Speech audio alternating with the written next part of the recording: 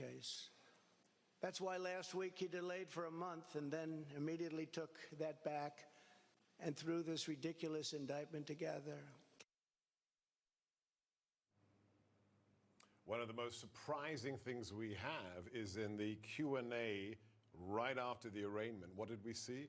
A question from a reporter doing a real job, a journalistic job, saying, you've got 34 counts of hiding a crime, but you don't mention what the crime is, DA Bragg. And what is his response? He says, I don't have to mention the crime. That's a bit weird, isn't it? Yeah. I don't have to tell you what crime he's committed? No, Seb, didn't you think, I thought maybe leading up to this, he might have some sort of bombshell, something that we weren't hang on, we've been told for weeks. Hadn't we been told by the mainstream media, oh, you can't comment. We can't comment on any of this because you don't know what's in the indictment. And what do we see today? Exactly what had been leaked. 34 repetitions of the fraudulent filing of a business fact. That's it. End of story. What do you think this means for Alvin Bragg? Because, I mean, he's got his political career wrapped up in this case, and it is, by every standard, even CNN today said it's a nothing burger. There is no there is no crime. What do you think it spells for his future?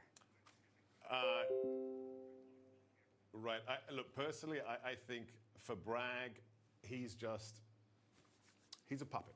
He's a puppet. We know the facts of the case. The foundation that dropped $1 million on his campaign did so 3 days after he announced, and just as soon as what happened, George Soros gave money to that foundation. No, it's not a bag of money George Soros carried to Alvin Bragg's campaign headquarters, but it is, in fact, a donation because he has put in place at least 40 prosecutors who are pro-crime and who hate Republicans. Exactly. All right, we're super excited. We've got a special guest. Very special guest with reaction to President Trump's remarks that we just heard moments ago. We're pleased to welcome 2022 Republican gubernatorial candidate for Arizona, Kari Lake, to the program live at Mar-a-Lago. Kari, welcome. We've been watching this scene unfold this evening. A crowd of supporters in that room tonight. President Trump delivering a relatively short speech. Give us your take in the room tonight, the mood there, and what your takeaways were from what he had to say. Oh, well, it was an amazing night. I mean, the president came into Mar-a-Lago. I happened to catch him before he came down into this group, and he told me that it was a big day, obviously upsetting what happened, that our country has fallen this low to levels this low. But he was so touched and so moved by the people who came out as his motorcade left the airport here in Palm Beach, in West Palm Beach, and drove over to Mar-a-Lago.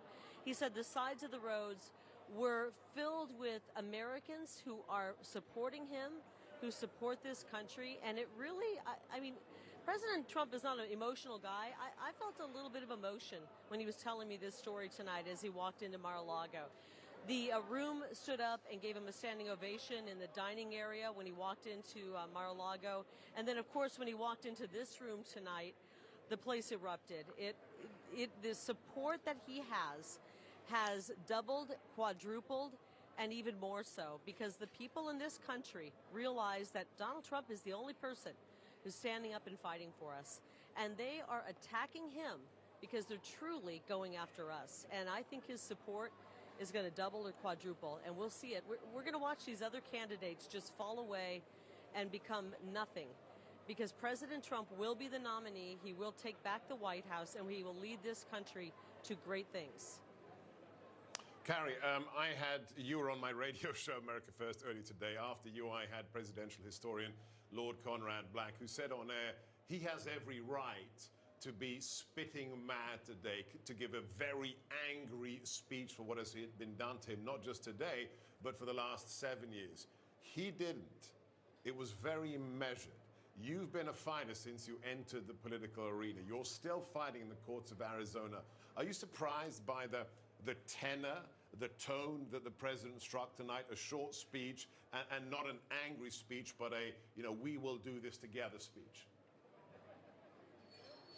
It was a very sober speech, and I'm not surprised at all. I mean, President Trump loves this country. I think that's pretty obvious to us. And to see how far we have fallen as a nation, that we are now going after our political enemies the way that